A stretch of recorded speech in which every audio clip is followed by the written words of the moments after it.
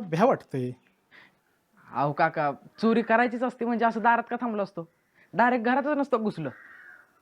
ते बी आहे, पण मी तुम्हाला ओळखत पण नाही. मग कसं घरात घेऊ? तुम्ही म्हणताय इथल्या शाळेतच आहे म्हणून, मग मी कसं तुम्हाला गावात बघितलं नाही? अहो आम्ही सगळी डोंगरावरल्या गावची आहे. आम्हाला कामाची गरज आहे हो.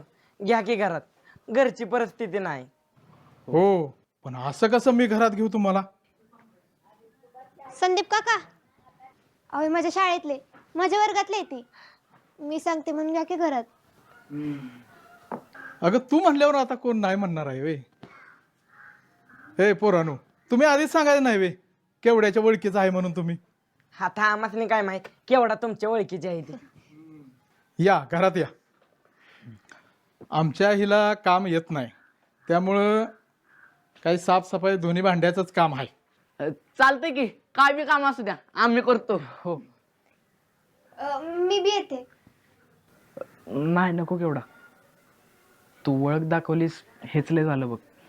उगाच आणि यांनी तुमच्या घरी सांगितलं म्हणजे घोळ व्हायचा. काका, तुम्ही सांगणार आहे मी इथं काम केलं ते? मी कशाला सांगतोय? अगं मदत करेल तेवढी चांगलीच असते यार. केवढा तू जर म्हणलीस ना तर तुला काम न करता बी मी पैसे देईन. ते अभिजितला आवडणार नाही. तसं नको, यांना कामच करू द्या. बर बर बर, या. चला.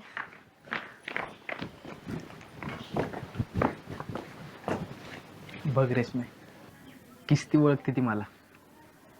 हो बघते की, पण तू का ओळखणार माणसाचं?